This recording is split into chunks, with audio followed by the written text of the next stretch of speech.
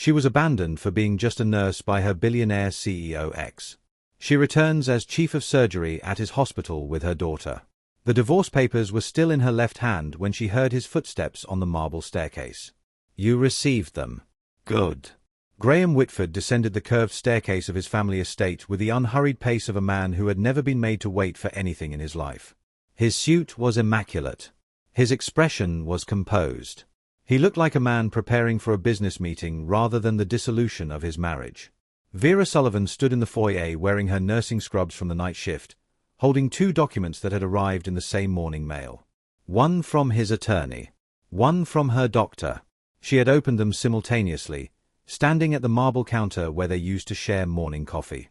The contrast between them would have been almost funny if her hands were not shaking so badly. I assume you have read the terms. His voice carried no warmth, no hesitation. The settlement is generous. More than generous, considering the circumstances. What circumstances? Her voice came out steadier than she felt. What have I done, Graham? What could I possibly have done to deserve this? He reached the bottom of the stairs and adjusted his cufflinks with the casual precision of long habit. It is not what you have done, Vera. It is what you are. The words landed like a physical blow. She waited for him to explain, to soften them somehow, to reveal that this was some terrible misunderstanding that could be resolved with conversation and patience. But he only looked at her with that flat, certain expression she had never seen directed at her before. You are a nurse, Vera. A floor nurse at one of my hospitals. Do you understand what that looks like to our donors, our board members, our family associates? I am your wife. A mistake I am correcting. The second document was still clutched in her other hand. The one from her doctor. The one confirming what she had suspected for 3 weeks. The one she had planned to share with him tonight over the dinner she had reserved at his favorite restaurant. She looked at his face and searched for any trace of the man who had pursued her so ardently 2 years before. The man who had sat beside her in the hospital cafeteria and told her that her compassion and dedication were exactly what his cold family needed. The man who had promised that love would be enough. That man was either dead or had never existed at all. Your mother asked you to do this. My mother pointed out what I should have seen for myself. The Whitford name carries weight in this city. It opens doors. It attracts investment. It commands respect. And every day that you wear it while working as a bedpan carrier, that weight diminishes. Vera felt something crack inside her chest. Not her heart, which would have been too obvious. Something structural. Some load-bearing belief about love and merit and the promises people make when they mean them. I graduated top of my nursing class. I have saved lives in your hospitals. And I am grateful for your service. The settlement reflects that gratitude. He checked his watch. The gesture was so casual, so dismissive, that it hurt worse than anything he had said. I have a meeting downtown. I will need you moved out by the end of the week. The pregnancy confirmation was still in her left hand. For one desperate moment, she considered showing him. Considered believing that fatherhood would awaken something human in him. Considered trusting that this news would change everything. But she looked at his polished shoes and his immaculate suit and remembered. This was a man who saw her profession as contamination. What would he see in a child half made from that contamination? What words would he use? She folded the pregnancy test deeper into her pocket. She walked to the marble counter where they used to share coffee. She signed the divorce papers without another word. Then she walked out of the Whitford estate with nothing but her purse and her scrubs and the secret that would shape the next 8 years of her life. Welcome back to another powerful story, my beloved listeners. Kindly tell me where you are watching from and what time it is where you are at. If you are new here, prepare for a story of betrayal, unexpected love, and what truly makes a family. Drop everything and listen closely. This tale of heartbreak and redemption might just change how you view love and family forever. Have you ever been told that your life's work was not enough? Have you ever loved someone who saw your calling as a liability? Have you ever been dismissed for what you do instead of valued for who you are? This is the story of a woman who was thrown away for being just a nurse. Who rebuilt herself into one of the most respected surgeons in the country. Who returned to the very hospital that bears her ex-husband's name, wearing a white coat instead of scrubs. But there is something else. Something she has been carrying for 8 years.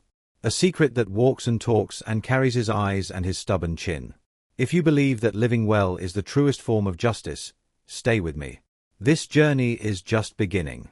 The first year after Vera left the Whitford estate was about survival and nothing else.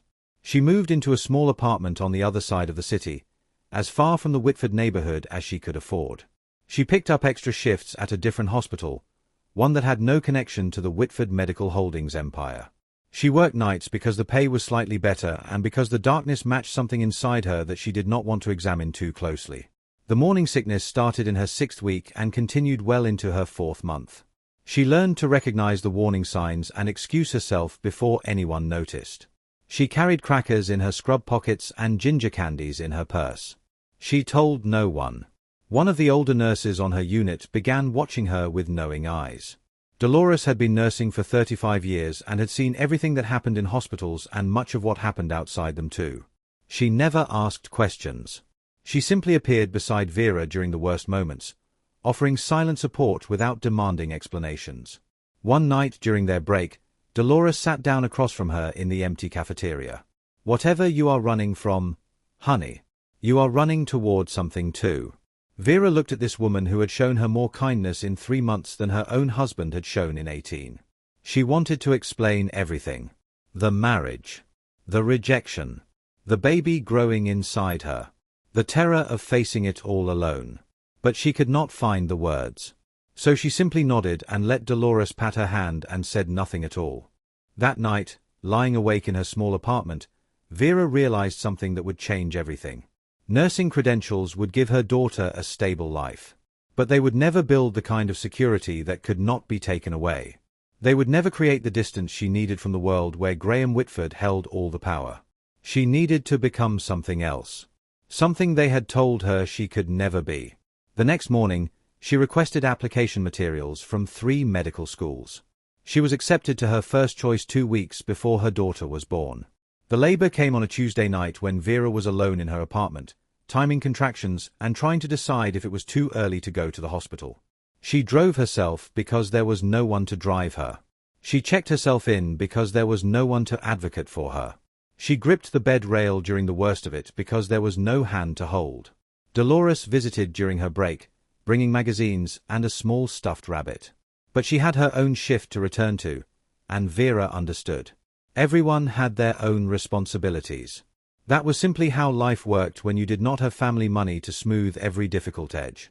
From her hospital bed, Vera watched other women receive visitors. Husbands pacing nervously in the hallway. Mothers fussing over blankets and pillows. Sisters taking photographs and sending updates to waiting relatives. She watched and felt the absence of all those people like a physical weight on her chest. But when her daughter arrived at 3:47 in the morning, something shifted. The baby had dark hair and a surprisingly calm disposition. She looked up at Vera with eyes that were already that particular shade of blue-gray that would become so familiar. Vera recognized Graham in her daughter's face. The bone structure. The shape of the brow. The stubborn set of the chin that was already visible even in infancy. And she felt nothing but love. She held her daughter close and whispered words she would repeat in various forms for years to come. "You are not a complication. You are not an embarrassment. You are not a mistake that needs correcting. You are everything.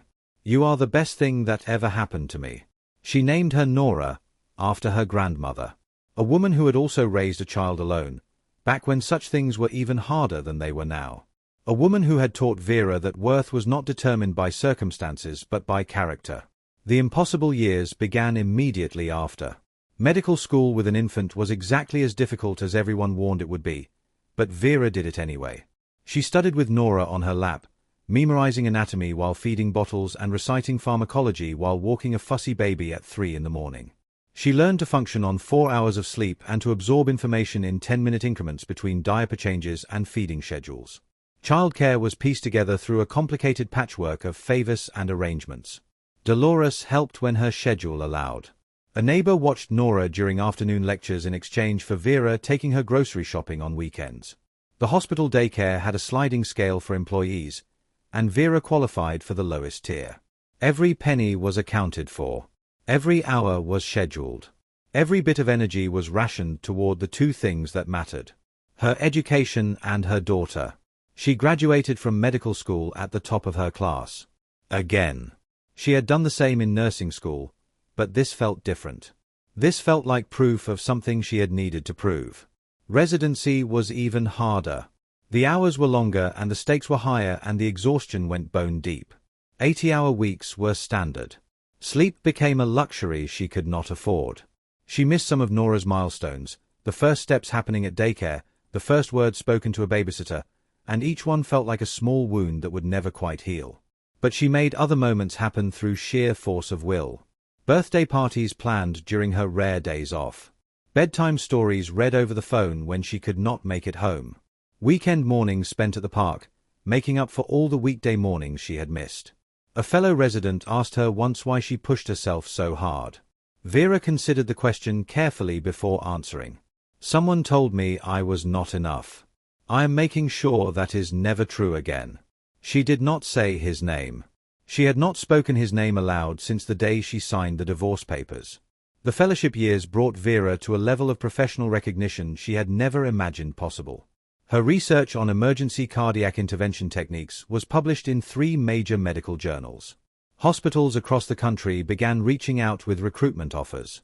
Her name appeared on conference programs and in citation lists and in the recommendations of senior surgeons who had seen her work firsthand. Nora was 7 years old now and could name all 4 chambers of the heart and explain the basic mechanics of blood circulation. She had grown into a bright, curious child with an analytical mind and a stubborn streak that came from somewhere her mother chose not to discuss. They lived in a modest apartment that was filled with books and anatomical models and the comfortable evidence of a life built on effort rather than inheritance. One evening, while Vera was reviewing a particularly complex case study, Nora looked up from her homework with a question that had the casual curiosity of a child who did not understand its weight. "Mom, why do some kids have dads at school events and I do not?" Vera set down her papers and gave her daughter her full attention. Some families have 2 parents and some have 1. Some have grandparents raising them. Some have aunts and uncles. There are lots of different ways to be a family. But I had a dad at some point. Right. That is how it works. You did. You do. Where is he? Vera had prepared for this conversation for years, rehearsing different versions in her mind late at night when she could not sleep.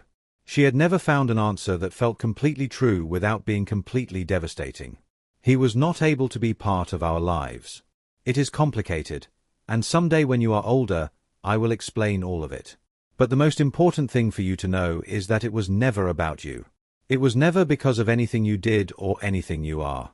Nora considered this with the thoughtful expression she used when working through difficult math problems. Is he a bad person? I think he made some bad choices. But people are more complicated than just good or bad. Do you think he misses me? I do not know, sweetheart. I really do not know. Nora nodded slowly, processing this information and filing it away somewhere in her remarkable mind. Okay. Can we have pizza for dinner? And just like that, the conversation was over. Vera ordered pizza and watched her daughter do homework and felt the familiar mixture of gratitude and grief that had become the background music of her life. Nora was enough. She had always been enough. And whatever Graham Whitford had missed by choosing pride over love, that was his loss. His alone. The recruitment offer that changed everything arrived on an ordinary Tuesday. Vera was reviewing surgical schedules when her assistant brought in a stack of mail that included a thick envelope with familiar letterhead. Whitford Medical Center. Chicago. The flagship hospital of the Whitford Medical Holdings empire. She stared at the envelope for a long time before opening it. The letter inside was formal, professional, and devastating in its irony. They were offering her the position of chief of surgery at their flagship facility. The search committee had reviewed hundreds of candidates. Her qualifications were exceptional. Her surgical outcomes were among the best in the country. They believed she would be an ideal fit for their organization. They had no idea who she was. The name on the envelope was Dr. Vera Holbrook. She had taken back her grandmother's maiden name after the divorce, wanting nothing that connected her to the life she had been dismissed from. The personnel files from 8 years ago listed a nurse named Vera Sullivan, terminated without cause, no forwarding address. The woman they were recruiting was a stranger to them. Vera set the letter down and walked to her window. She looked out at the city where she had built her career and her reputation and her life. She thought about all the reasons she should decline this offer. The memories it would dredge up. The proximity to a man who had broken her heart. The risk of her daughter discovering the truth before she was ready. But she also thought about what it would mean to walk those halls as something other than what she had been dismissed for being. To hold a position that reported directly to the board he sat on. To wear a white coat in the building that bore his family name. She thought about justice. Not revenge, which required anger she no longer had the energy to maintain. But justice. The quiet satisfaction of becoming everything they had told her she could never be. 3 weeks later, Vera Holbrook accepted the position of Chief of Surgery at Whitford Medical Center. She packed up her apartment, enrolled Nora in an excellent Chicago school, and prepared to return to the city where everything had gone wrong. This time, she would do it on her own terms.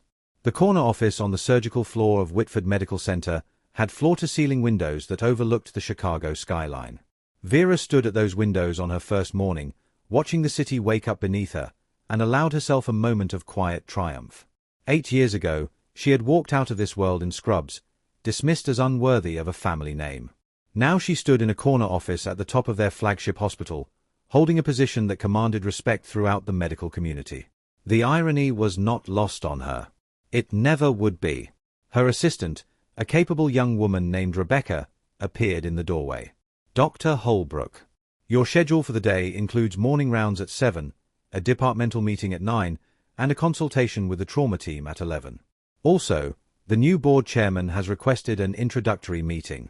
He apologizes for arriving without an appointment. He says it has been a chaotic transition week.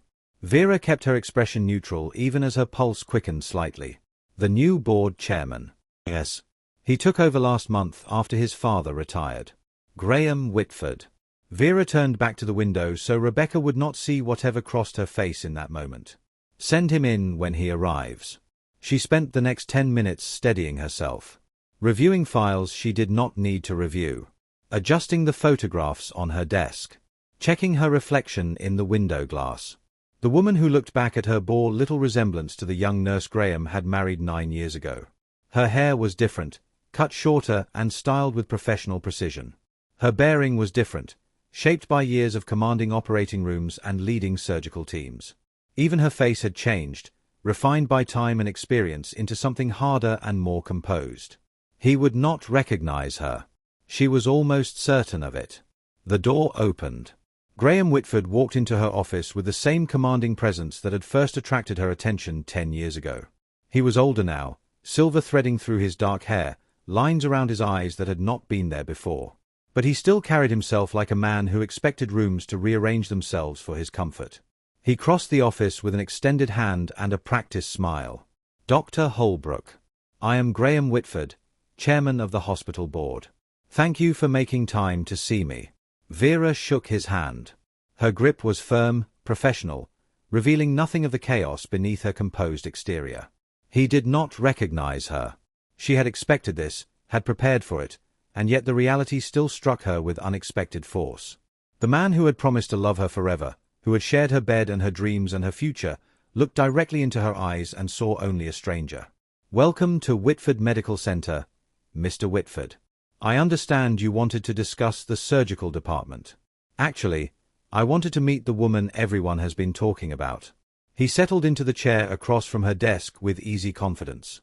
The chair where patients' families usually sat while she explained surgical risks and recovery expectations. Your reputation is remarkable, Dr. Holbrook. 3 hospitals tried to recruit you before we did. Harvard Medical School. Johns Hopkins residency. Fellowship at one of the most competitive programs in the country. What brought you to Chicago?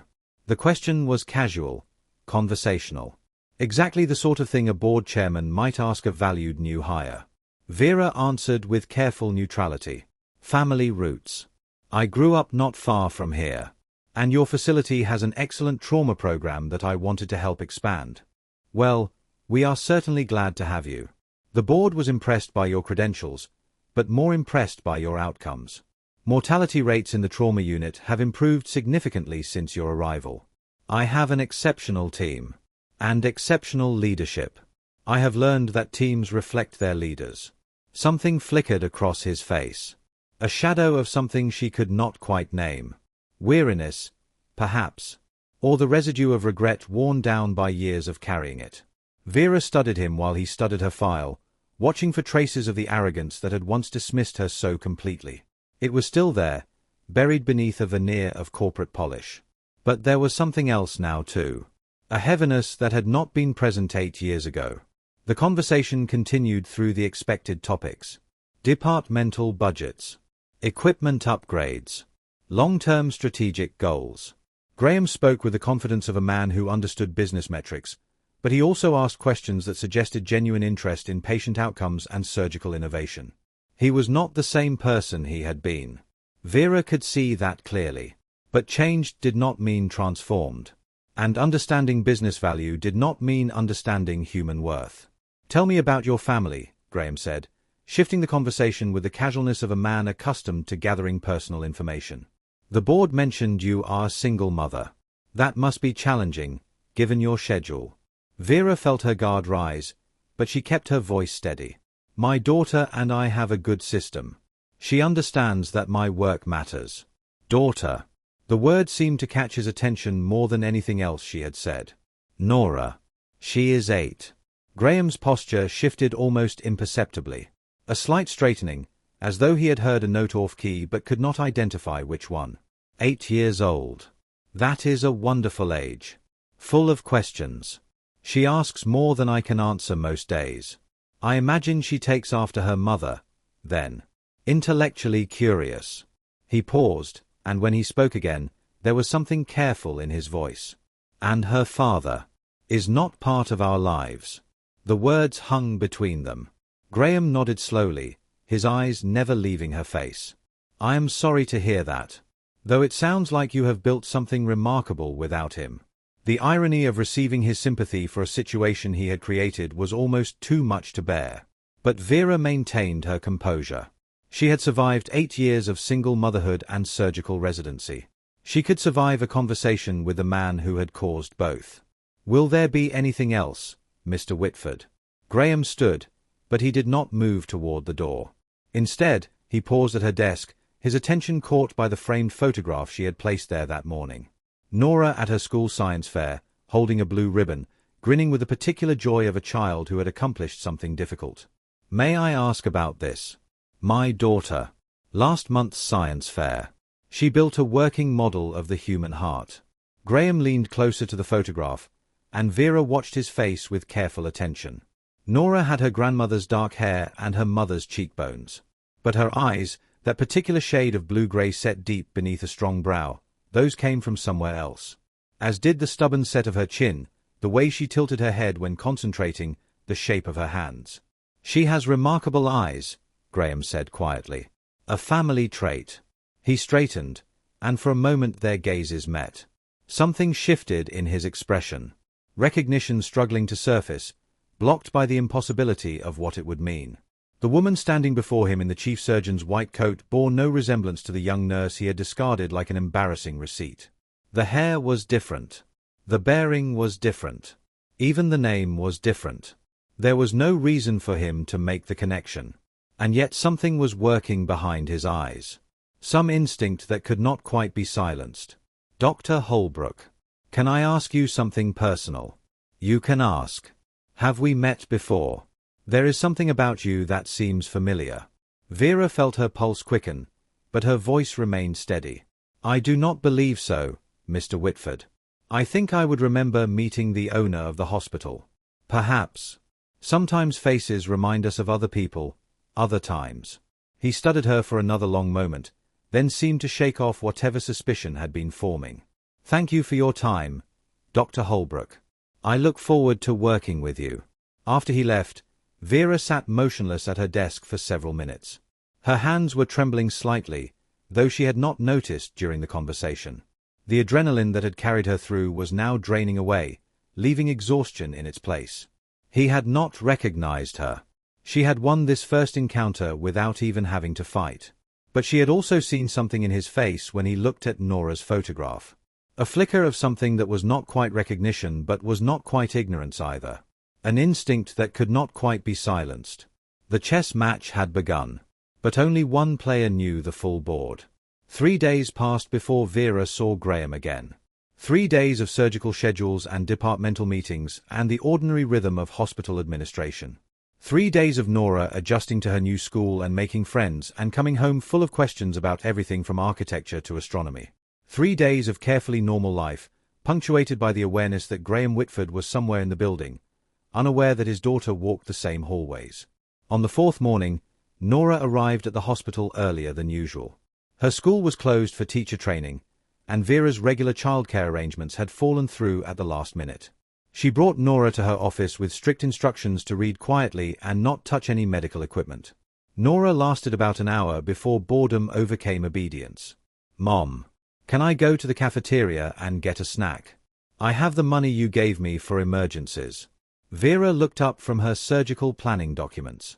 Nora was standing in the doorway with the particular expression of a child who had already decided she was going whether permission was granted or not. "Fine. But come straight back. No exploring. No talking to strangers." "I know, Mom. You tell me that every time." Nora disappeared down the hallway with the confident stride of a child who believed she belonged wherever she chose to be.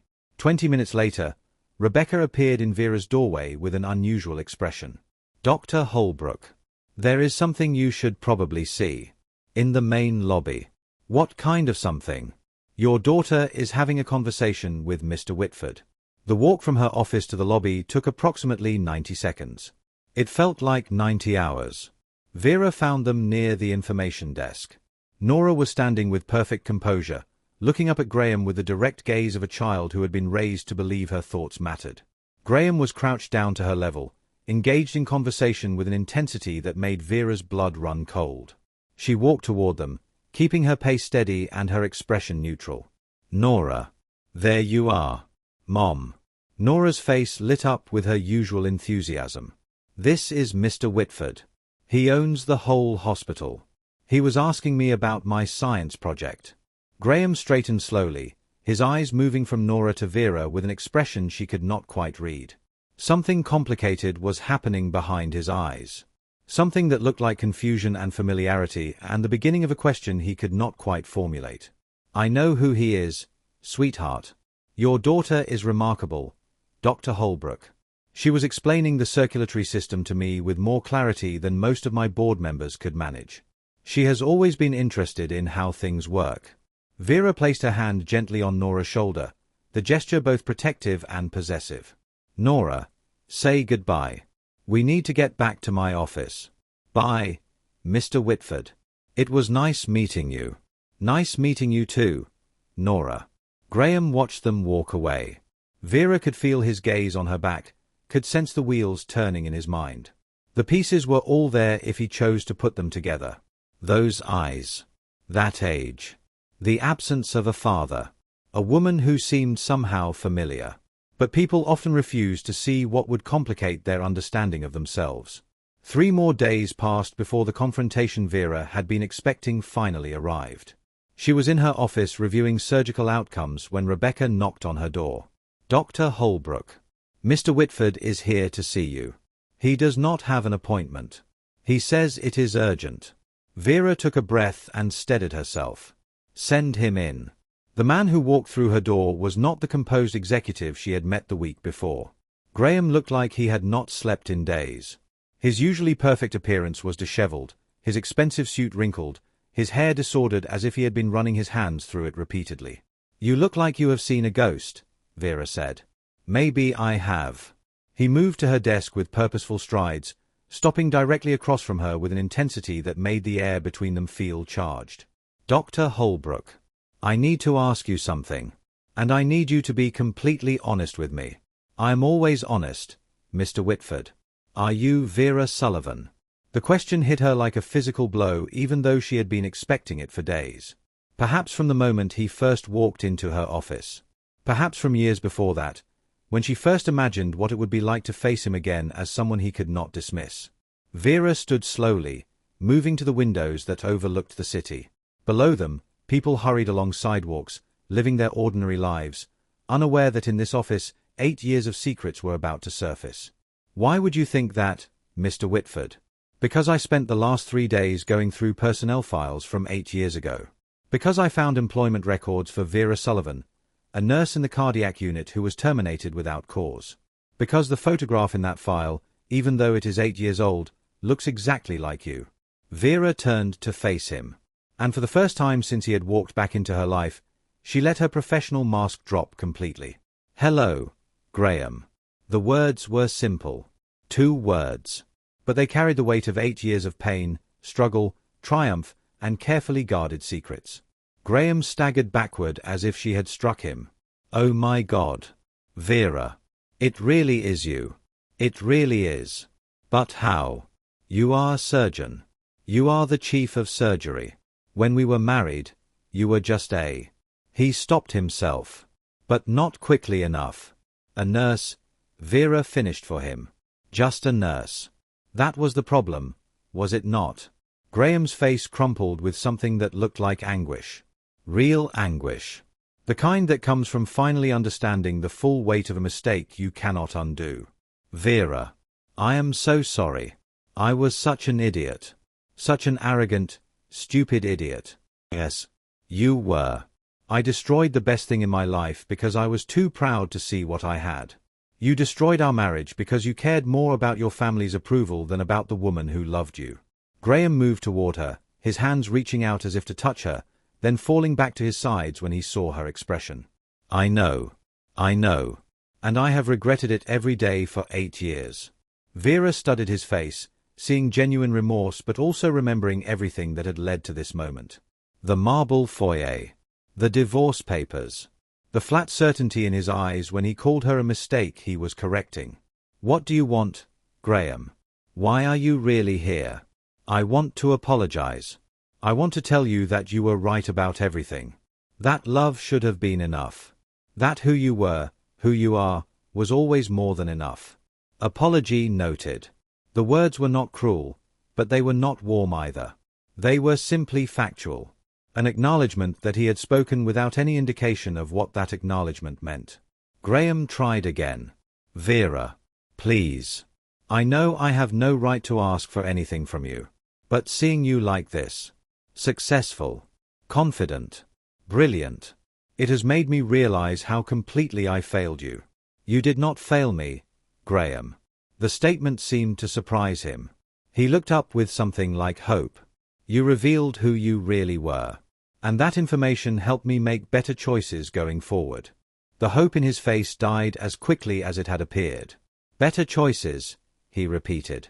Better choices like building a life that had nothing to do with people who valued status over substance. Like raising my daughter to judge people by their character, not their job title or family connections. Graham went very still. Your daughter. Yes. Nora. Vera, I have to ask you something. And I need you to tell me the truth. She knew what was coming. Had known since the moment she accepted the position at this hospital. Perhaps since long before that. Is she mine? The question she had dreaded for 8 years hung in the air between them. Vera looked at this man who had once been her everything. Who had thrown her away and broken her heart. Who was now looking at her with desperate hope and terrible fear. Why would you think that? Because she looks exactly like I did at that age. Because she has my eyes, my bone structure, my mannerisms. Because you said her father chose not to be part of her life, and I know I chose to end our marriage. His voice grew more urgent. Vera, please. Is Nora my daughter? Vera moved back to her desk, putting the solid furniture between them like a barricade. Do you remember our last conversation, Graham? Do you remember what you said to me? Every word. It haunts me. Do you remember calling me an embarrassment to your family name? Firing me from my job because being married to a nurse reflected poorly on your social status? Yes. Do you remember telling me that love was not enough? That I was not suitable for the Whitford family legacy? Vera, please. Do you remember throwing me out of your house and your life because I was just a nurse and you needed a wife who was worthy of your family's expectations? I remember. And I have regretted it every single day since. Vera sat back down behind her desk, using its solid presence as armor against the emotions threatening to overwhelm her. I found out I was pregnant 3 weeks after you divorced me. The words hit Graham like a physical blow. He staggered, gripping the back of the chair for support. His face went pale. His breathing became shallow. Pregnant. 3 weeks after you told me I was not good enough to be your wife. I discovered I was carrying your child. Why did you not tell me? Vera's laugh was bitter and painful and old. Tell you what, Graham. That the woman you discarded for being beneath your standards was pregnant with your heir. That the nurse you had fired was carrying the Whitford legacy you claimed to care so much about. I would have done the right thing. The right thing. Like what? Marry me again out of obligation. Take my child and raise her in your world while keeping me as some kind of shameful secret. No. I would have. I do not know what I would have done. You had a right to know when you were my husband and I was carrying our child. You lost that right when you decided I was not worthy of the Whitford name. Graham collapsed into the chair, his face grey with shock and the dawning understanding of what he had truly lost. A daughter. I have a daughter. You have a biological contribution to my daughter's existence. That is all. Graham looked up at her, his eyes wet with tears he was struggling to control. Vera. I know I have no right to ask for anything from you. But can I? Can I get to know her? Can I be part of her life? Why? So you can decide she is not good enough either. So you can judge whether the child of a nurse meets your family standards. No. Because she is my daughter and I have already missed 8 years of her life. Because I want to be the father I should have been from the beginning. Vera stared at him, seeing the pain and regret in his eyes, but also remembering the cruelty he had shown her when she was young and vulnerable and desperately in love with him. Nora does not know who you are. She has never asked about her father because I told her he was not able to be part of our lives. What will you tell her now? I do not know. That depends on what you plan to do with this information. I want to know her. I want to be her father. If she will let me. And what about your family? What about the Whitford legacy and social expectations? What happens when your mother finds out you have a daughter with a nurse she thought was so unsuitable? Graham's jaw tightened with something that looked like resolve. My family's expectations cost me the only woman I ever loved and 8 years with my daughter. I will not let them cost me anything else. Pretty words, Graham. But you said pretty words before too. I know. I know. I have to prove myself. I know I do not deserve your trust or forgiveness. But Vera, please, give me one chance to show you that I have changed. Vera looked at this man who had once been her whole world, who had destroyed her heart and inadvertently set her on the path to becoming everything she was today. He seemed genuinely remorseful, truly changed by whatever experiences had shaped him over the past 8 years. But she had also learned to be cautious with her heart, to protect herself and Nora from people who might hurt them. One chance, she said finally. You can meet Nora properly, as her father. But Graham, if you hurt her in any way, if you make her feel unwanted or ashamed or not good enough, you will never see her again. Do you understand? I understand. And this does not change anything between us. This is about Nora having the opportunity to know her father. Nothing more. I understand that too. Vera picked up her phone. Rebecca, can you bring Nora to my office please? There is someone I need her to meet properly. She set the phone down and looked at Graham. He was sitting very still, his face pale, his hands trembling slightly. What should I tell her? He asked. His voice was quiet, uncertain. How do I explain why I was not there before? You tell her the truth. That you made mistakes when you were younger. That you are sorry you missed so much of her life. And if she asks why I made those mistakes, then you had better have a good answer. Because Nora is brilliant. And she will not be satisfied with vague explanations. A few minutes later, there was a knock on the office door. Come in, Vera called. The door opened and Nora walked in with her usual confident stride. She stopped short when she saw Graham sitting in the chair across from her mother's desk. Oh. Hi, Mr. Whitford. Are you having another meeting with my mom? Actually, Nora. Mr. Whitford asked to see you specifically. There is something we need to tell you. Nora looked between them with the sharp intelligence she had inherited from both her parents. Is everything okay? You both look really serious. Everything is okay, sweetheart. Come sit down. Nora perched on the edge of the small couch beneath the window, her eyes moving between Vera and Graham with careful attention. Nora, Vera began. Do you remember when you asked me about your father? Yeah. You said he was not able to be part of our lives. That is true. But now things have changed. Vera gestured toward Graham. Nora. This is your father. Mr. Whitford is your dad. The silence that followed was absolute. Nora stared at Graham with wide grey eyes, processing this information with the same analytical approach she applied to everything else. Graham stared back at his daughter, seeing his own features reflected in her face, his eyes wet with emotions he could not quite control. You are my dad, Nora said finally. I am. Graham's voice was thick, strained. And I am very sorry that I have not been part of your life until now. Why not? The question was simple, direct, and completely devastating. Graham looked at his 8-year-old daughter, seeing his own eyes and bone structure but also Vera's intelligence and directness. He tried to find words that would explain 8 years of absence without destroying his daughter's faith in him. Because I made some very bad decisions when I was younger. I hurt your mother. And I did not know you existed until a few days ago. You did not know about me. No. And that is my fault, not your mother's. She had very good reasons for not telling me. Nora turned to look at Vera with questions in her remarkable grey eyes. Mom, why did you not tell him about me? Vera chose her words with the same care she brought to surgical consultations. Because when your father and I were married, we had some very serious disagreements about what was important in life. I was not sure he was ready to be the kind of father you deserved. But he is ready now. That is what we are going to find out. Nora turned back to Graham with the fearless directness of a child who had been raised to believe she was worthy of love and respect. Do you want to be my dad? More than anything in the world. Even though I want to be a doctor like Mom instead of a businessman like you. Graham smiled for the first time since learning about Nora's existence. Especially because you want to be a doctor like your mom. She is the most amazing woman I have ever known.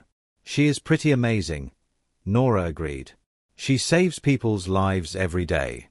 And she never misses my soccer games. And she helps me with my science projects even when she is really tired. Tell me about your science projects. Graham's voice was gentle now, genuinely curious. And Vera watched as her daughter began to explain her various academic interests and achievements to the father she had just met. There was obvious chemistry between them. A natural connection that transcended the years of separation. Nora described her model of the human heart, her experiments with chemical reactions, her questions about how blood circulation worked. Graham listened with fascination, asking questions, encouraging her to explain more. The heart is basically a pump, Nora concluded.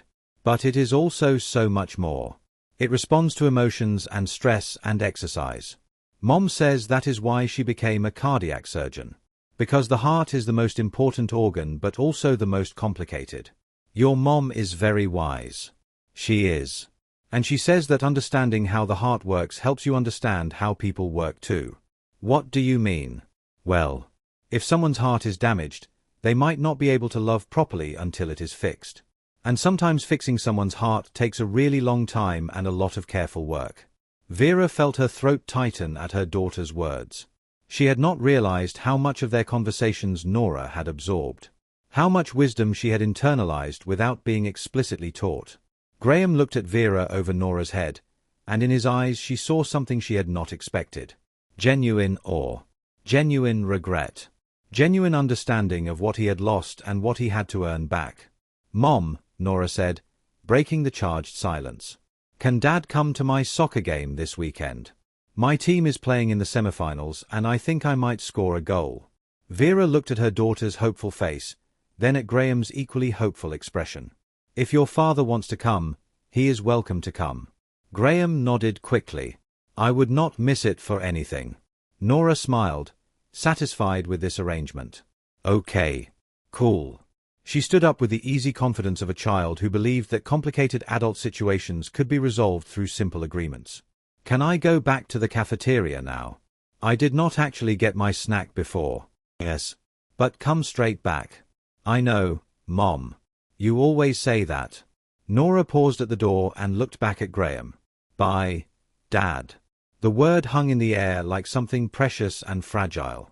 Goodbye, Nora. I will see you Saturday. After she left, the office felt heavy with everything that remained unspoken. Graham sat in the chair where his daughter had just been, staring at the closed door as if he could still see her standing there. She is incredible, he said finally. Brilliant and confident and kind.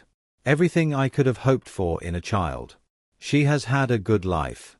Stable and loving and full of opportunities. Because of you. Because you gave her everything I could not.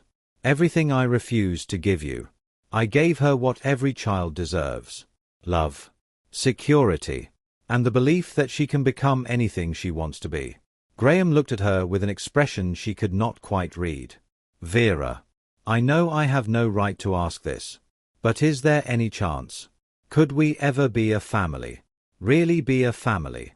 Vera felt her heart skip, but her voice remained steady. We are family, Graham. You and me and Nora. But that does not mean we are a couple. I know. Seeing you with her. Seeing the life you have built. The woman you have become. I cannot help but wonder what might have been possible if I had not been such an idiot 8 years ago. 8 years ago is over, Graham. What matters now is what kind of father you are going to be to Nora. The best father I can be. I promise you that. Do not promise me. Promise her. She is the one who deserves your commitment and consistency. Graham nodded, understanding that Vera was not going to make this easy for him. She had learned to protect herself and Nora from disappointment. He would have to prove over time that he deserved their trust. But as he looked at the woman who had once been his wife, who had become everything he had claimed she could never be, Graham felt something he had not experienced in 8 years. Hope. Hope that maybe, somehow, he could earn back what he had thrown away. Hope that the family he had always wanted was sitting right in front of him. And this time, he was wise enough to recognize it. The question was whether Vera would ever be able to forgive him enough to let him back into her heart. Or whether the damage he had done was too great to ever fully heal. That night, Vera stood at the window of her apartment, watching the lights of the city below. Nora was asleep in her room, worn out from the emotional intensity of the day. The apartment was quiet except for the distant sounds of traffic and the hum of the building's ventilation system. She thought about the conversation in her office. About the look on Graham's face when he realized who she was. About the way he had crumpled when she told him about the pregnancy. About the desperate hope in his eyes when he asked if he could be part of Nora's life. 8 years ago, she had walked out of his estate with nothing but her scrubs and her secret. She had built everything she had now from that nothing. Her career. Her reputation. Her life. And now Graham was back. Claiming he had changed. Promising to be the father Nora deserved. Asking for a chance to prove himself. But could people really change? Could the man who had called her a bedpan carrier and thrown away their marriage for social status really become someone worthy of her daughter's love? Of her trust? Vera did not know the answer. But she knew one thing with absolute certainty. Whatever happened next, she would protect Nora. From disappointment. From rejection. From ever feeling the way Vera had felt standing in that marble foyer 8 years ago. If Graham wanted to be a father, he would have to earn it. Every day. Every moment. Every choice. And if he failed, if he hurt her daughter in any way, then he would learn what it meant to face the woman he had underestimated. The woman who had built herself from nothing into everything. The woman who had once been just a nurse. She was so much more than that now. And she would never let anyone make her feel otherwise again. She was abandoned for being just a nurse by her billionaire CEO ex. She returns as chief of surgery at his hospital with her daughter. Part 2. The soccer field on Saturday morning was crowded with parents and siblings and grandparents, all gathered to watch their children compete in the Youth League semifinals. The air was crisp with early autumn, and the trees surrounding the field had begun their slow turn toward gold and amber. Vera arrived early with Nora, helping her daughter stretch and warm up before the game. She had done this dozens of times before, at dozens of different fields in different cities. It was one of the rituals she had fought to maintain throughout the chaos of residency and fellowship and career building. Soccer games were sacred. Nora knew that no matter what happened at the hospital, her mother would be in those bleachers. Today, though, something was different. Vera felt Nora's attention shift before she saw him approaching.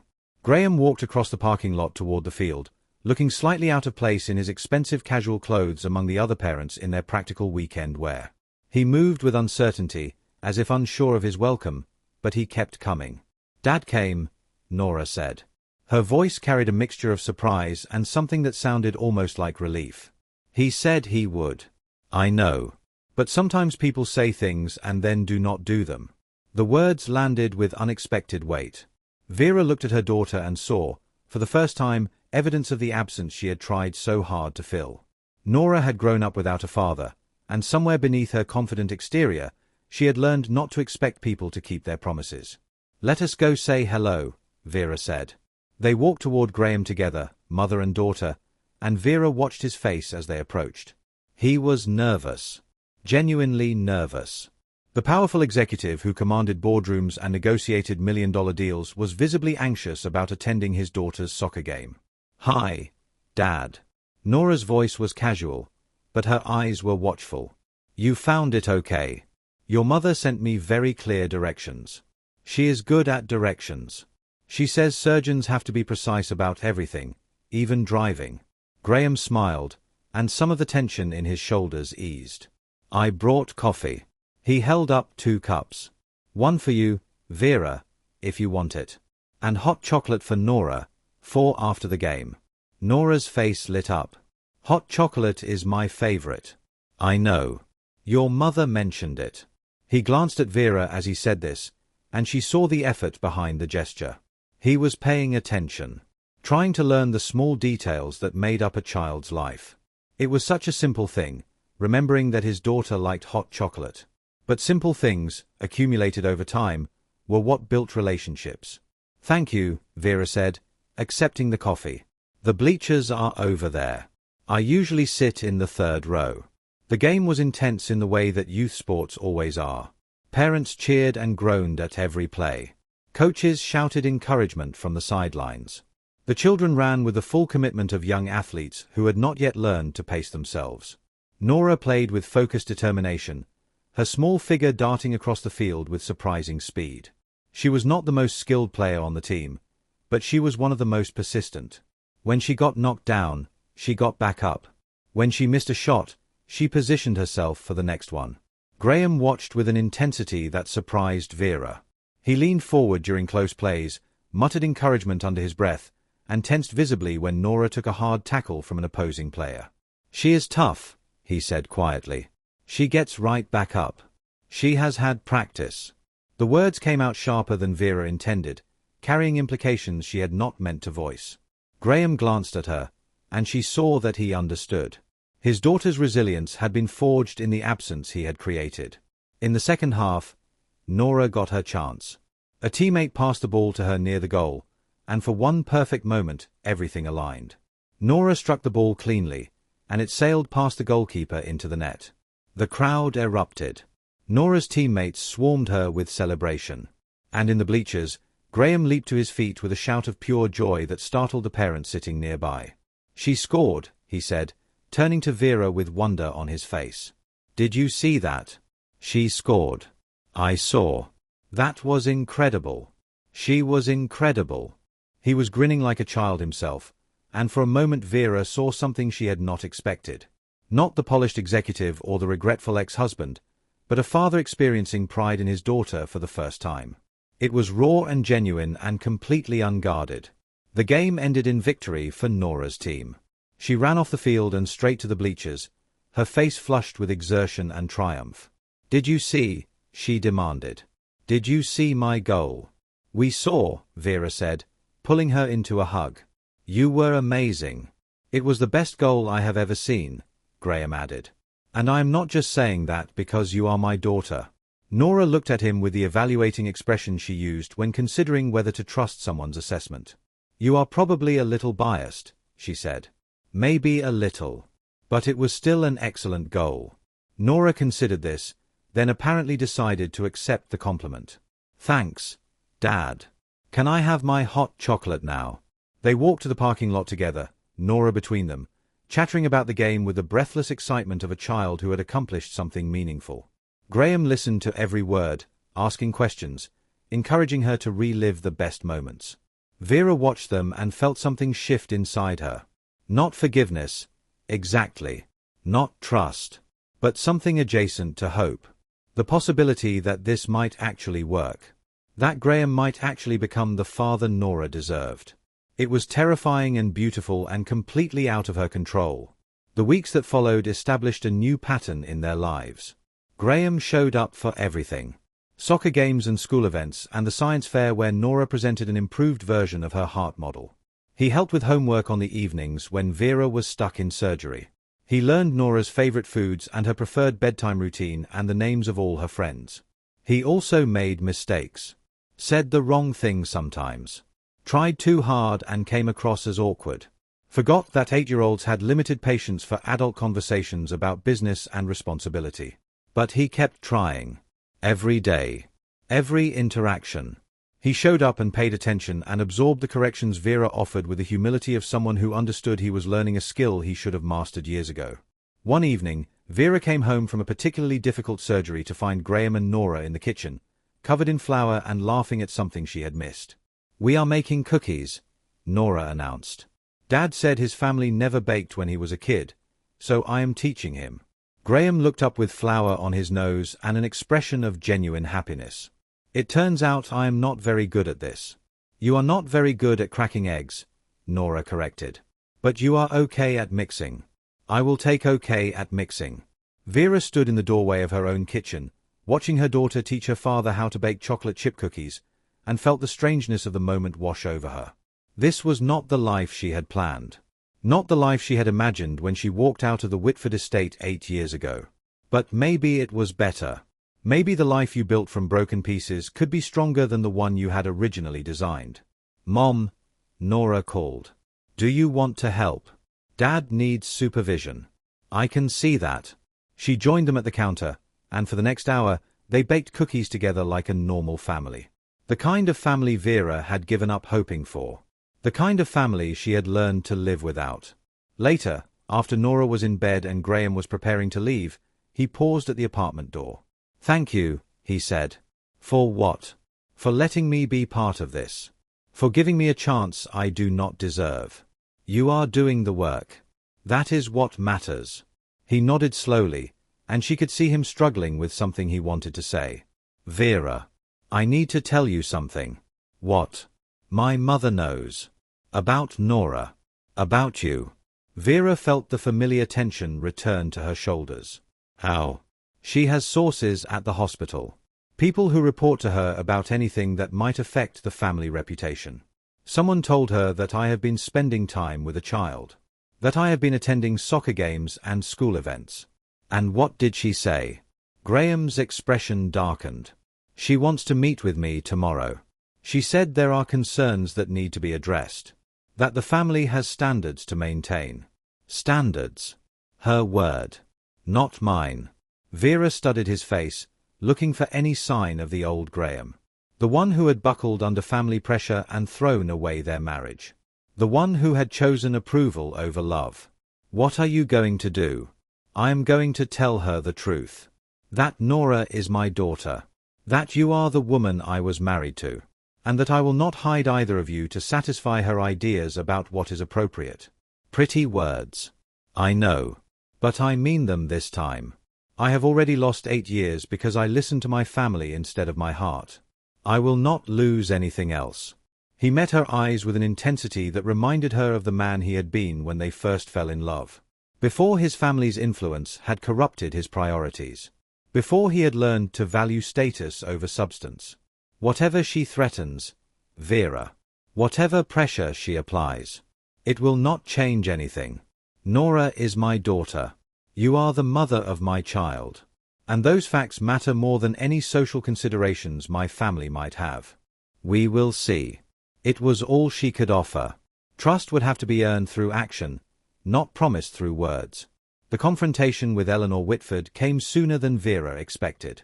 She was in her office reviewing surgical schedules when Rebecca knocked on the door with an unusual expression. "Dr. Holbrook." There is someone here to see you. She does not have an appointment, but she says it is a family matter. Who is it? Eleanor Whitford. Mr. Whitford's mother. Vera took a breath and steadied herself. Send her in. Eleanor Whitford entered the office like a woman who expected rooms to rearrange themselves for her comfort.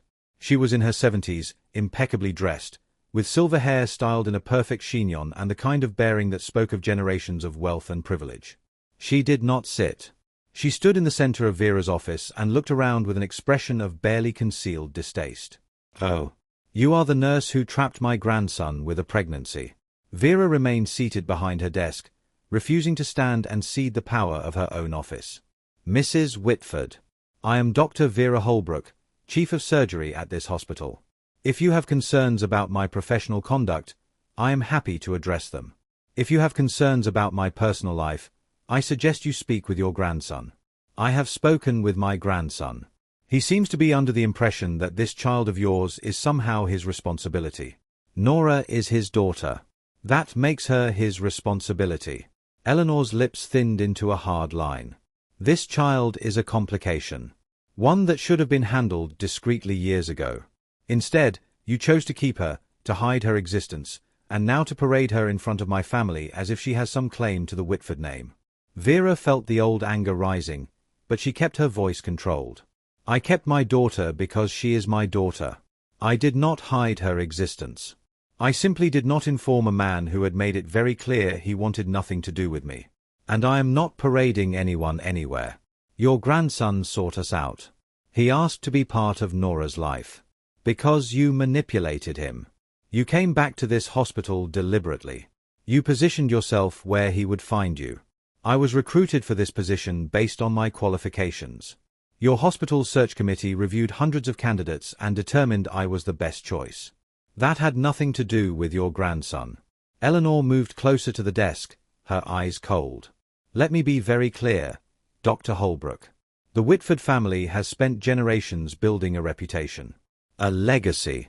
We do not acknowledge illegitimate children. We do not accept former servants into our social circle. And we certainly do not allow nurses to claim connection to our bloodline. Vera stood now, slowly and deliberately, meeting Eleanor's gaze with her own. Let me be equally clear, Mrs. Whitford. I am not a nurse. I am a surgeon. One of the best in this region, as your hospital's recruitment efforts clearly indicated. I did not trap your grandson with anything. I discovered I was pregnant 3 weeks after he divorced me and left me with nothing. She stepped around her desk, closing the distance between them. As for your legacy and your bloodline, I have no interest in either. My daughter has been raised to value character over connections and achievement over inheritance. She does not need your family name. She does not need your approval. And neither do I. Eleanor's composure flickered slightly. You think you can threaten the Whitford family. You think your position here protects you. I am not threatening anyone. I am simply stating facts. Your grandson wants a relationship with his daughter. That is his choice to make. If you interfere with that relationship, you will have to answer to him. Not to me. I can make your life very difficult, Dr. Holbrook. I have connections throughout the medical community. Donors who trust my judgment. Board members who value my opinion. Vera smiled, and it was not a pleasant expression. You are welcome to try. But I should mention that I have been recruited by 6 other hospitals in the past year alone. If I leave this position, I take my surgical outcomes with me. Your board would be very interested in that conversation. Eleanor stared at her with something that might have been surprise. Or perhaps grudging respect. It was difficult to tell with women like her. You are not what I expected. I rarely am. Before Eleanor could respond, the office door opened and Graham walked in without knocking. His expression was thunderous. Mother, what are you doing here? I am having a conversation with this woman about the complications she has created for our family. Graham crossed the room to stand beside Vera. Nora is not a complication. She is my daughter. And Vera is not some woman. She is the mother of my child and one of the most accomplished surgeons in the country. Graham, be reasonable. Think about what this will do to your reputation. To the family business. To everything we have built. I have thought about it. I have done nothing but think about it for the past month. And I have reached a conclusion. Which is that my reputation means nothing if I sacrifice my daughter to protect it. That the family business is worthless if it requires me to deny my own child. That everything you have built is hollow if it cannot accommodate love. Eleanor's face went pale. You do not mean that. I have never meant anything more in my life. Graham turned to Vera, his expression softening. I apologize for my mother's intrusion. It will not happen again. Graham, Eleanor said, her voice rising. If you pursue this, there will be consequences. The board. The investors. The social connections that support this entire enterprise. Then there will be consequences. He faced his mother with a resolve that Vera had never seen in him before. Not during their marriage. Not during the divorce. Not in any of the interactions she had witnessed in the years they were together. I lost 8 years with my daughter because I listened to you.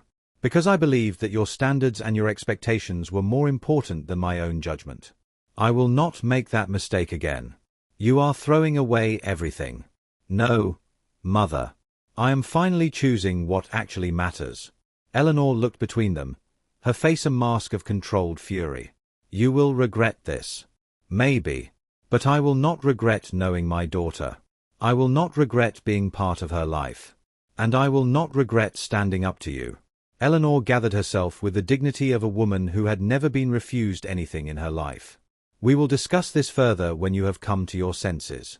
She swept out of the office without another word, leaving silence in her wake. Graham turned to Vera with an expression that mixed exhaustion with something like triumph. I am sorry you had to deal with that. I have handled worse. I handled you, remember. A ghost of a smile crossed his face. Fair point. They stood in silence for a moment, the weight of what had just happened settling around them. That was different, Vera said finally. What was? You. Standing up to her. Choosing Nora over her approval.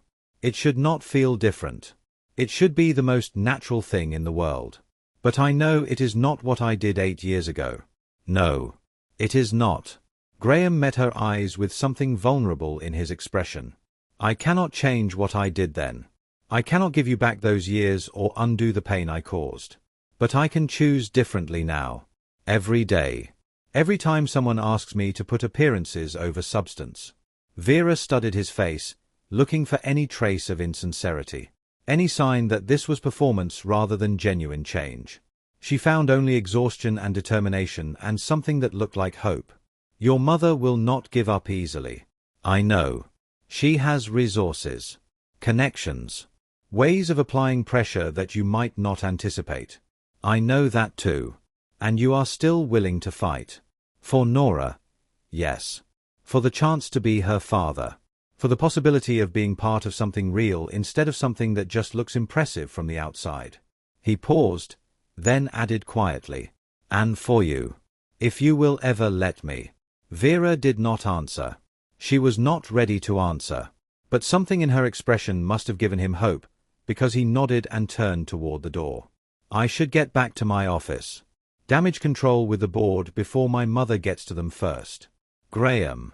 He stopped. Thank you. For what you said to her. For not backing down. It was the least I could do. Literally the least. I should have said those things 8 years ago. You were not ready to say them then. No. I was not. He left, and Vera stood alone in her office, processing everything that had just happened. For 8 years, she had imagined various scenarios where Graham would face his family on her behalf. In her darkest moments, she had fantasized about him crawling back, begging for forgiveness, being refused. In her more generous moments, she had simply hoped he would someday understand what he had lost. She had never imagined this. Him choosing Nora openly and completely. Him facing his mother's fury without flinching. Him offering no excuses or qualifications for his commitment. It did not erase the past. It could not restore the years she had struggled alone. But it was something. A foundation, perhaps. The beginning of something that might eventually look like trust. The months that followed tested that foundation repeatedly. Eleanor Whitford did not give up easily. She worked behind the scenes, cultivating board members and donors, raising concerns about Graham's judgment and Vera's influence. She planted stories with journalists about the scandal of the Whitford heir acknowledging an illegitimate child. But Graham held firm. He appeared at board meetings and addressed the concerns directly. He met with donors and explained his position clearly. He gave interviews where he spoke about his daughter with obvious pride and his ex-wife with genuine respect. Slowly, the narrative began to shift. The story of the billionaire who abandoned his pregnant wife became the story of a man who was trying to make amends. The scandal of the illegitimate child became the story of a father reconnecting with the daughter he had been denied. Public opinion, it turned out, favored redemption over condemnation. And Graham's willingness to stand by his choices, to accept responsibility rather than deflect blame, earned him something his family's generations of polished reputation never had: respect. Through it all, Nora remained the center of their shared focus. She adjusted to having a father with the adaptability of children everywhere, accepting his presence in her life as if it had always been there while also maintaining the independence she had developed during the years without him. She asked hard questions and demanded honest answers. One evening, while Graham was driving her home from soccer practice, she turned to him with the direct gaze she had inherited from her mother.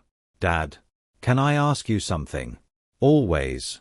"Why did you hurt Mom?" "Really? Not the version for kids. The real reason." Graham was quiet for a long moment, navigating traffic while he considered how to answer. "The real reason is that I was a coward. I was afraid of what my family would think. I was afraid of losing their approval. I was afraid of being different from what they expected me to be. But that is stupid. Mom is amazing. I know. I knew it then too.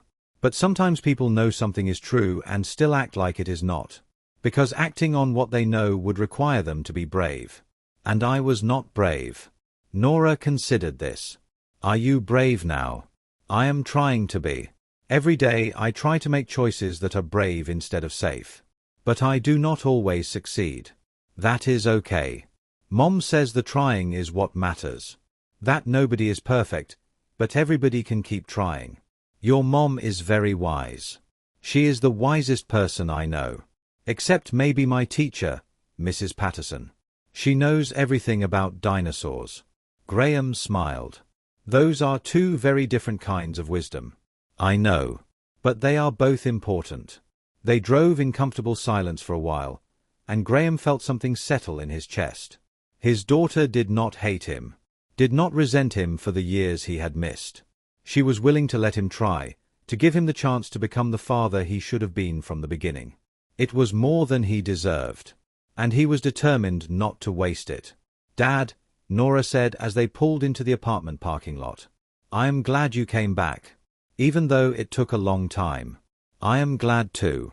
And I am sorry it took so long. It is okay. Mom says some people need more time to figure out what is important. I think maybe you are one of those people." "I think you are right."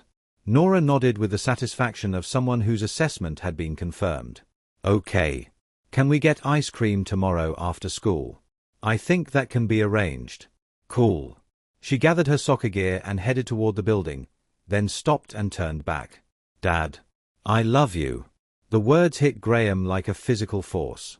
His daughter, the child he had not known existed, the living proof of everything he had thrown away, had just told him she loved him. "I love you too, Nora. So much." She grinned and disappeared into the building, leaving Graham sitting in his car with tears running down his face. He had wasted so many years, made so many wrong choices, hurt so many people, including himself. But his daughter loved him, and that meant there was still hope. The question Vera had been dreading came on a quiet Sunday morning. She and Nora were making breakfast together, the comfortable routine they had established years ago. Pancakes from scratch, because Vera believed in teaching her daughter that good things required effort.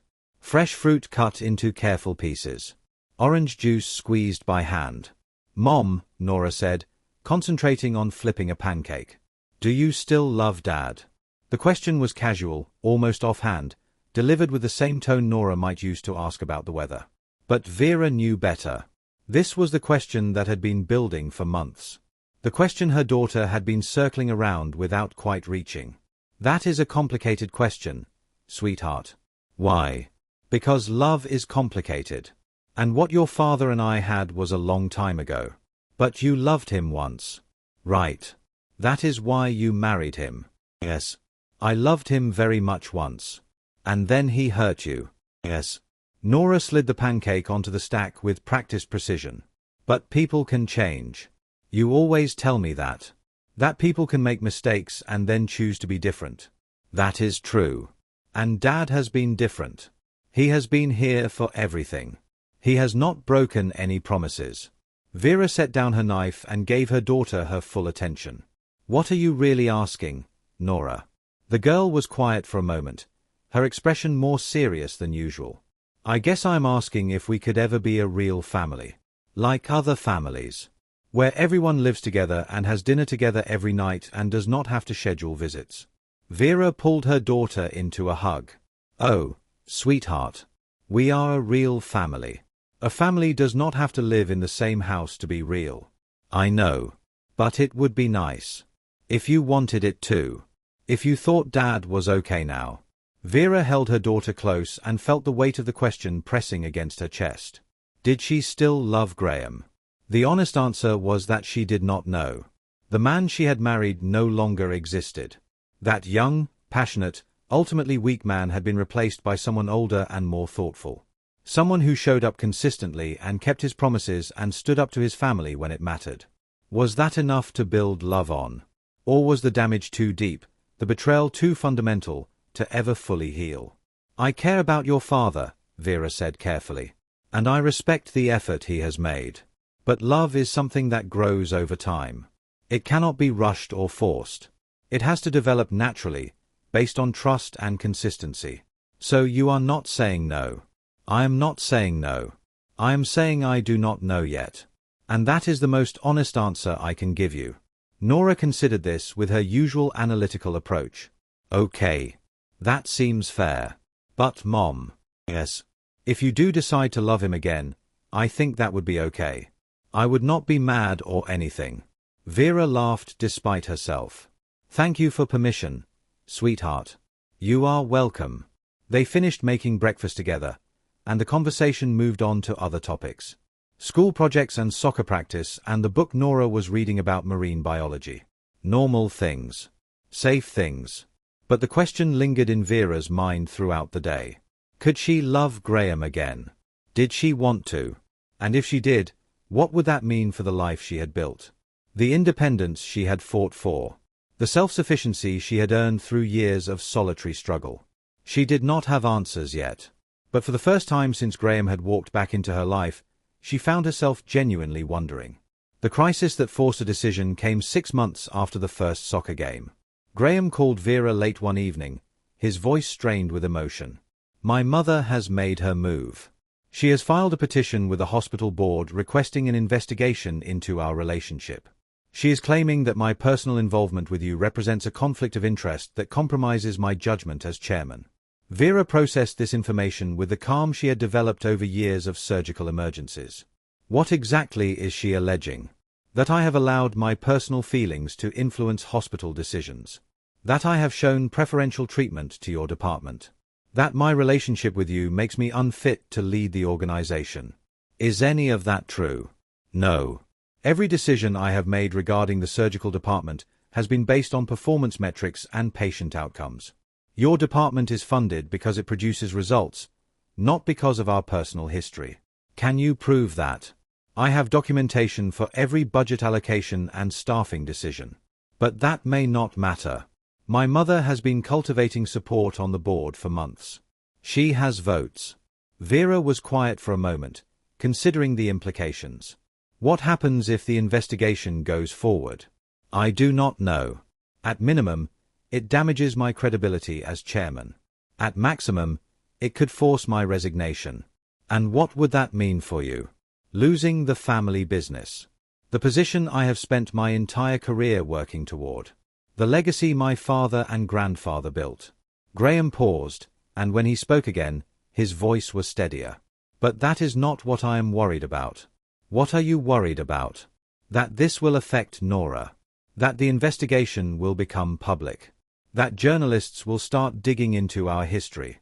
That my daughter will become collateral damage in my mother's campaign against us. Vera felt the familiar protective instinct rising. What can we do? I do not know.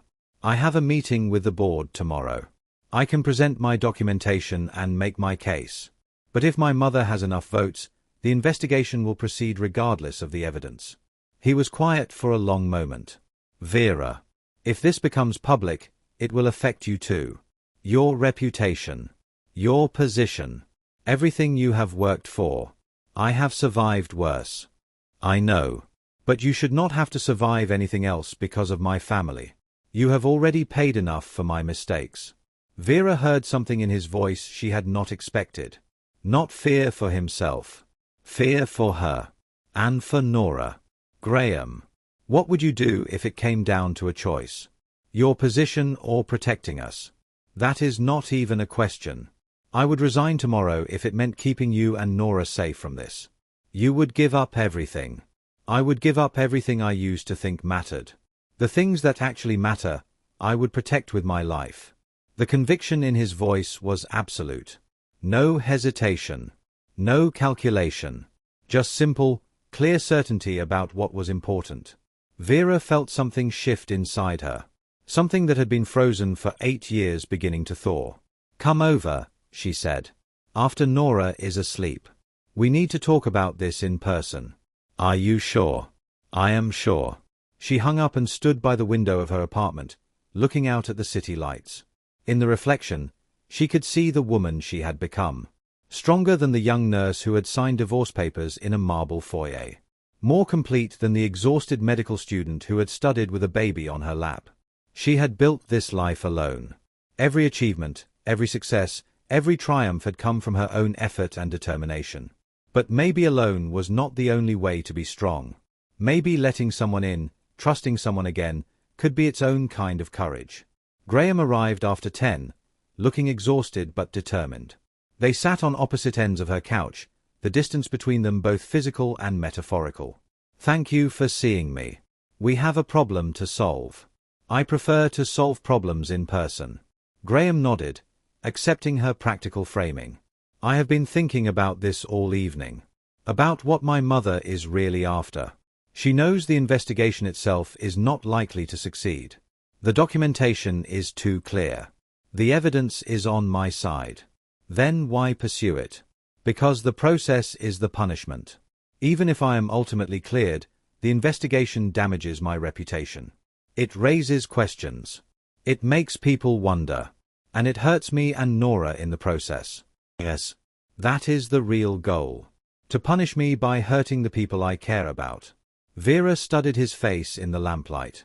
Your mother is willing to damage her own family's reputation to punish you for acknowledging your daughter.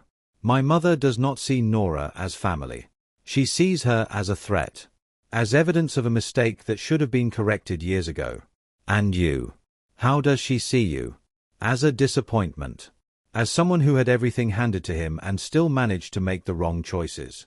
As the heir who failed to maintain the standards she spent her life building. There was pain in his voice. Old pain, worn smooth by years of carrying it. Graham, when we were married, when you chose your family over me, was that what you really wanted? He was quiet for a long moment. No, it was never what I wanted. I loved you. I loved our life together. I loved coming home to someone who saw me as a person instead of a position. Then why did you do it? Because I was afraid. Afraid of what my mother would do. Afraid of losing my place in the family. Afraid of finding out that I was not strong enough to survive without their support. He met her eyes with something raw in his expression. I was wrong about all of it. I was strong enough. I just did not know it yet. And by the time I figured it out, it was too late. Vera felt the old wound aching, but it was a different kind of ache now. Less sharp. More like the ghost of pain that remained after healing. It has been 8 years, Graham. A lot has changed. I know. You have changed most of all. You became everything I should have known you could be. Everything I was too blind to see. I became who I needed to become. For me. For Nora. I know. And I am not asking you to change anything for me. I am just asking for a chance to keep proving that I have changed. That I am not the coward who let you walk away. Vera looked at this man who had once been her everything. Who had broken her heart and inadvertently set her on the path to becoming the woman she was now. Who had spent the past 6 months proving that he could be different. What do you want, Graham? Really? If you could have anything. He did not hesitate. I want to be Nora's father. Really her father, not just someone who shows up for scheduled visits. I want to be there when she is sick and when she is scared and when she has questions about life that she cannot ask anyone else. He paused. And I want you. I want the chance to love you the way I should have loved you from the beginning. Not because you need me. You do not need anyone. But because I want to be part of the life you have built. Vera felt tears threatening and blinked them back. I do not know if I can trust you. After everything. I know. Trust takes time. It takes consistency. It takes choosing right over and over again until the choices become proof. And you are willing to do that. Even if it takes years. I would wait my whole life for you, Vera. You and Nora are the only things that matter. Everything else is just decoration. They sat in silence for a long moment, the weight of everything spoken and unspoken pressing against the space between them. Then Vera did something she had not planned. Had not expected. Had not allowed herself to imagine. She reached across the couch and took his hand. Graham looked at their joined hands with an expression of wonder, as if she had offered him something precious beyond measure. What happens now? He asked quietly. Now we figure this out together. The investigation. Your mother. All of it. But we do it as a team. Not as two people circling each other. Does that mean? It means I am willing to try. That is all I can promise right now. But I am willing to try. Graham raised her hand to his lips and kissed it gently. Thank you. It is more than I deserve. Probably. But Nora wants us to be a family.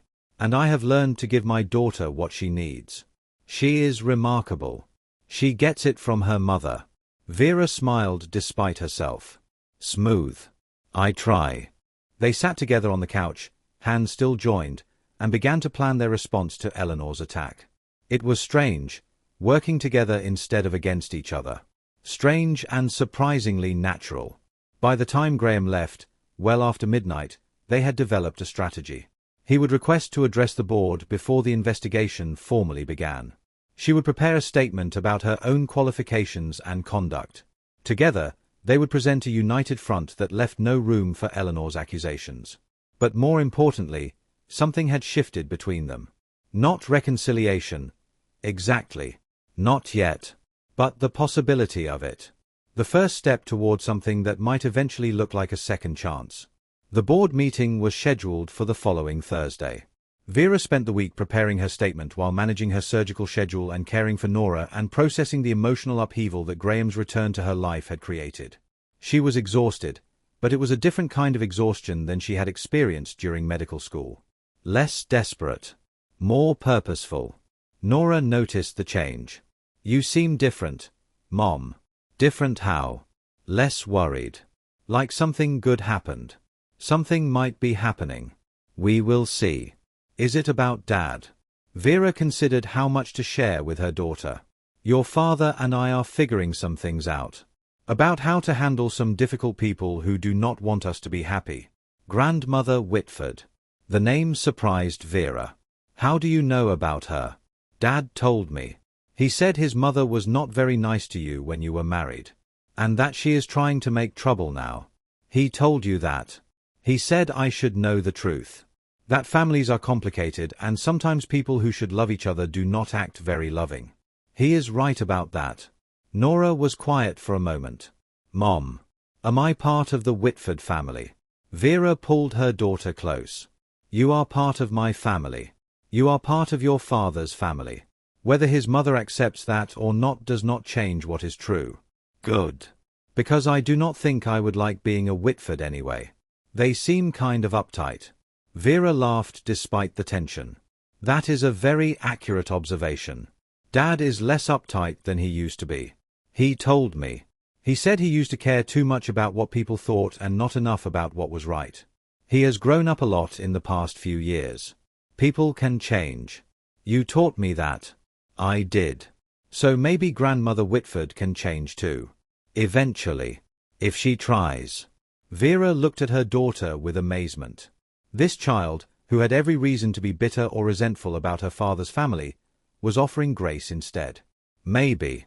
But some people take longer to learn than others. That is okay. I am patient. The board meeting happened on a grey Thursday morning when rain streaked the windows of the conference room. Vera arrived early, dressed in her most professional attire, her presentation materials organized and ready. Graham was already there, looking tired but determined, his own documentation spread across the table. Eleanor Whitford entered last, accompanied by 2 board members who were clearly in her camp. She took her seat with the composed satisfaction of someone who expected to win. "Let us begin," the board chair said. "We are here to address concerns raised about potential conflicts of interest in our organizational leadership. Mrs. Whitford, you requested this meeting. Please present your concerns." Eleanor stood with practiced grace. "Thank you. As you all know, my grandson has recently acknowledged a child from a previous relationship. The mother of this child is Dr. Vera Holbrook, our chief of surgery. Their personal involvement raises serious questions about Graham's ability to make impartial decisions regarding hospital operations." She continued for several minutes, laying out a careful case built on implication rather than evidence. She suggested, without quite stating, that Graham had shown preferential treatment to Vera's department.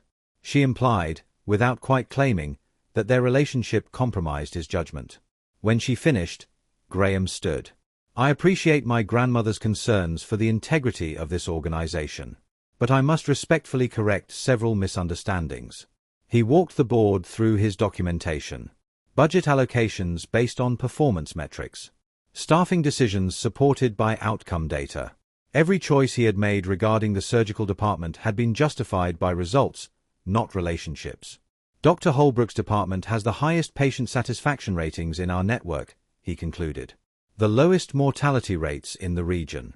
The most successful grant applications of any department in our history. If I have shown preferential treatment, it has been because the evidence warranted preference." The board members exchanged glances. Even Eleanor's allies looked uncertain. Then Vera stood. "I would like to add something, if I may." The board chair nodded. "When I accepted this position, I did not know that Graham Whitford would become board chairman. I was recruited based on my qualifications, which you reviewed extensively before extending the offer. I accepted because I believed I could make a meaningful contribution to this organization." She met Eleanor's eyes directly. "My relationship with Mr. Whitford's family is complicated. We have history that includes pain and betrayal and years of separation. But none of that has ever affected my professional performance. I am a surgeon. I save lives. That is what I do, regardless of who signs my paycheck or who sits on your board." She turned to address the full room. "If this investigation proceeds, I will cooperate fully. I have nothing to hide. My work speaks for itself. But I would ask this board to consider what kind of organization you want to be. One that investigates its most successful physicians based on personal grievances. Or one that judges people by their contributions rather than their connections." She sat down. The room was quiet for a long moment. Then the board chair spoke. "I think we have heard enough. I propose we take a vote. All in favor of proceeding with a formal investigation." 2 hands went up. Eleanor's allies. All opposed. The rest of the hands rose. The motion fails. This matter is closed. Eleanor's face went white with fury. She stood abruptly. "This is not over. Actually, Mother, it is." Graham's voice was calm but firm. "You have spent 6 months trying to punish me for acknowledging my daughter. You have used your connections and your influence to attack the woman I love and the family I am trying to build. And you have failed." He stood to face her. "I am done seeking your approval. I am done trying to meet standards that were never about excellence and were always about control. Nora is my daughter. Vera is the mother of my child. And those facts are not going to change, no matter how many board meetings you call or how many investigations you request." Eleanor stared at him with something that looked almost like disbelief. "You are choosing them over your own family. I am choosing them because they are my family. You are just the people I happen to be related to. He took Vera's hand and turned toward the door. This meeting is over. If you will excuse us, we have a daughter to pick up from school. They walked out together, leaving Eleanor and her defeated allies behind.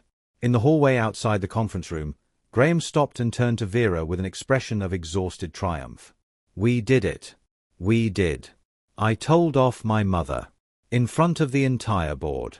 You did. I have never done that before. In my entire life. How does it feel? Terrifying. And incredible. And right. Vera squeezed his hand. I am proud of you. The words were simple, but Graham's face transformed when he heard them. As if he had been waiting his whole life for someone to say exactly that. Thank you. For standing with me. For giving me a chance. You earned the chance. I just gave you the opportunity to take it. They walked out of the hospital together, into the grey afternoon, toward the car that would take them to pick up their daughter from school. Behind them, a door had closed. The door that led back to the life Graham had lived before. The life of approval and expectation and hollow achievement. Ahead of them, something new was beginning. Something built on honesty and effort and the willingness to choose love over fear. It would not be easy. Eleanor would not give up entirely. There would be more challenges ahead. More tests of their commitment to each other and to the family they were building. But for now, in this moment, they had won. And sometimes that was enough. The first year of being a real family was harder than any of them expected. Living together required adjustments that none of them had anticipated. Graham had to learn that Vera's surgical schedule could not be negotiated. Vera had to learn to share decision-making about Nora with someone who had not been there for the first 8 years. Nora had to learn that having two parents meant twice as many rules but also twice as much love. There were arguments. Misunderstandings. Moments when the old patterns tried to reassert themselves and had to be consciously broken. But there were also quiet evenings of homework and dinner and conversation. Saturday mornings of pancakes and soccer games. Holidays celebrated together, the three of them creating new traditions that belonged to no one's family history but their own. One evening, about a year after the board meeting, Vera found Graham sitting on the balcony of their new apartment, looking out at the city lights. She joined him, settling into the chair beside his. What are you thinking about? Everything. Nothing. How different my life is from what I imagined. Different bad or different good. Different better. In every way that matters. He turned to look at her. A year ago, I did not know Nora existed. I did not know you were alive and thriving. I was running a company and living in a mansion and I was completely empty inside. And now I come home to people who love me. Who see me as a person instead of a position. Who care whether I am happy, not just whether I am successful. That is what family is supposed to be. I know. I just never experienced it before. Not really. Vera reached over and took his hand. Graham. I need to tell you something. What? She had been thinking about this for weeks. Considering how to say it. Waiting for the right moment. I love you. The words hung in the night air between them. Graham's face transformed with something that looked like disbelief. And then joy. And then tears. Vera. I love the man you have become. Not the man you were. The man who shows up every day and chooses us over everything else. The man who fights for his daughter and stands up to his family and admits when he is wrong. She squeezed his hand. It took me a long time to get here. Longer than it might have taken if you had not hurt me so badly. But I am here now. And I am not going anywhere. Graham pulled her into an embrace that said everything words could not. I love you too, he said against her hair. I never stopped. Even when I did not deserve to. Even when I had no right to feel anything for you. I loved you. They held each other in the darkness. Two people who had found their way back to each other through pain and time and the stubborn insistence of a remarkable child. Inside the apartment, Nora was doing homework. In the kitchen, dinner was waiting to be finished. Tomorrow would bring more challenges and more opportunities to choose love over fear. But tonight, this moment, this fragile and precious thing they had built together, was enough. Vera pulled back and looked at Graham's face. We should go inside. Nora will be wondering what happened to us. In a minute. I just want to remember this. The moment when everything finally felt complete. Vera smiled. There will be more moments. This is just the beginning. Promise. Promise. They went inside together, to finish dinner and help with homework and tuck their daughter into bed. Normal things. Ordinary things. The things that made a life. Years later, Nora would tell the story of her parents to anyone who asked. She would describe a mother who had been thrown away for being just a nurse and who had become one of the most respected surgeons in the country. She would talk about a father who had made terrible mistakes but who had earned his place in their family through years of consistent effort. She would explain that families do not have to be perfect to be real. That love can grow from broken places. That people can change if they are willing to do the hard work. And she would always end with the same lesson. The one her mother had taught her from the very beginning. Your worth is not determined by what other people think of you. It is determined by who you choose to be. Every day. Every moment. Every choice. The woman who had been called an embarrassment to a family name became the heart of a new family. One built on love instead of status. Effort instead of inheritance. Second chances instead of old grievances. Sometimes the greatest justice is not confrontation. It is simply becoming so complete that those who once dismissed you can only watch in wonder at what you have become. Vera Holbrook had walked out of a marble foyer with nothing but her scrubs and her secret. She had returned as chief of surgery, mother of a remarkable daughter, and eventually the beloved wife of a man who had learned, finally, what truly mattered. Not revenge. Not vindication. Just peace. And in the end, peace was everything. If you believe in the power of second chances, if you believe that people can change and love can heal, I hope this story has spoken to your heart. Thank you for listening. Thank you for being part of this journey. Until next time, my beloved listeners, take care of yourselves and each other.